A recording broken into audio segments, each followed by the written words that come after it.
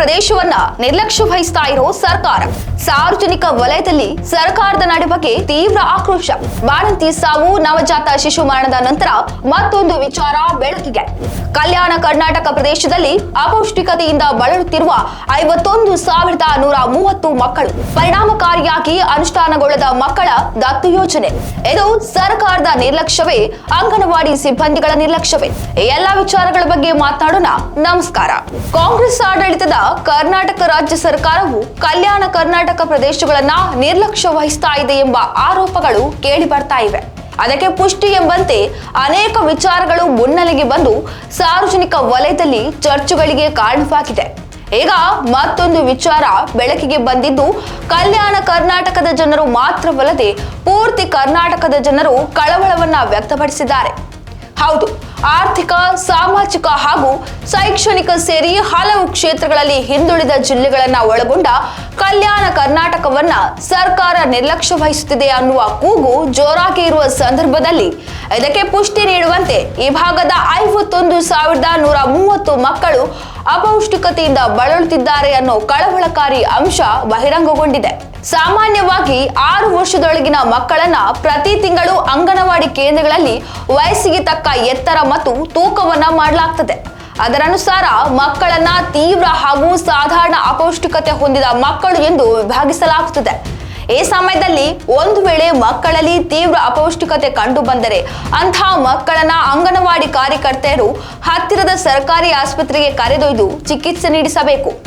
ಮುಖ್ಯವಾಗಿ ವಯಸ್ಸಿಗೆ ತಕ್ಕ ಎತ್ತರ, ತೂಕ ಇಲ್ಲದ ಮಕ್ಕಳನ್ನ ಅಪೌಷ್ಟಿಕ ಮಕ್ಕಳೆಂದು ವರ್ಗೀಕರಿಸಲಾಗುತ್ತದೆ.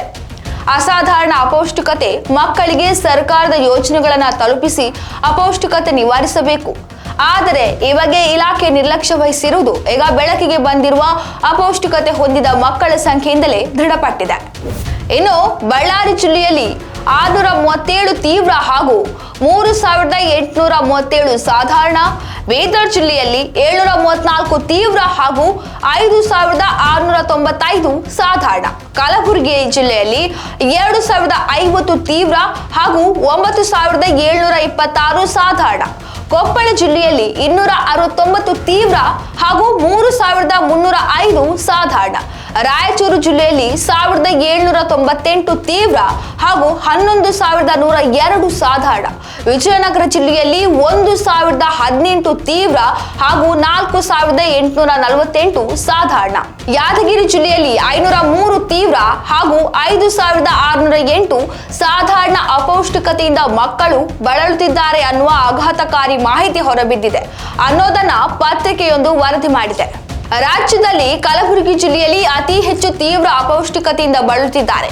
ಇನ್ನು ಕಲ್ಯಾಣ ಕರ್ನಾಟಕ ಭಾಗದಲ್ಲಿ ಕೊಪ್ಪಳ ತೀವ್ರ ಅಪೌಷ್ಟಿಕತೆಯಲ್ಲಿ ಕೊನೆಯ ಸ್ಥಾನದಲ್ಲಿದೆ. ಅಪೌಷ್ಟಿಕತೆ ತಗ್ಗಿಸಲು ಅಂಗನವಾಡಿಗಳ ಮೂಲಕ ಮಕ್ಕಳಿಗೆ ಪೂರಕ ಪೌಷ್ಟಿಕ ಆಹಾರ ನೀಡುವುದು, ಸಂತ್ರಸ್ತ ಮಕ್ಕಳನ್ನ ದತ್ತು ಪಡೆದು ಉತ್ತಮ ಆಹಾರ ಒದಗಿಸುವುದು, ಅಗತ್ಯ ಇರುವ ಮಕ್ಕಳಿಗೆ ಚಿಕಿತ್ಸೆ ನೀಡಿಸುವುದು ಅಪೌಷ್ಟಿಕ ಮಕ್ಕಳ ದತ್ತು ಯೋಜನೆ ಜಾರಿಯಲ್ಲಿದೆ. ಆದರೆ ಇವು ಪರಿಣಾಮಕಾರಿಯಾಗಿ ಅನುಷ್ಠಾನಗೊಳ್ಳುತ್ತಿಲ್ಲ ಅನ್ನೋ ಆರೋಪಗಳು ಕೇಳಿ ಬಂದಿವೆ. ಇದಾಗಿತ್ತು ಈ ಹೊತ್ತಿನ ವಿಶೇಷ. ಇನ್ನಷ್ಟು ಹೆಚ್ಚಿನ ವಿಚಾರಗಳಿಗಾಗಿ ನೋಡ್ತಾ ಇರಿ ರಿತಮ್ ಕನ್ನಡ.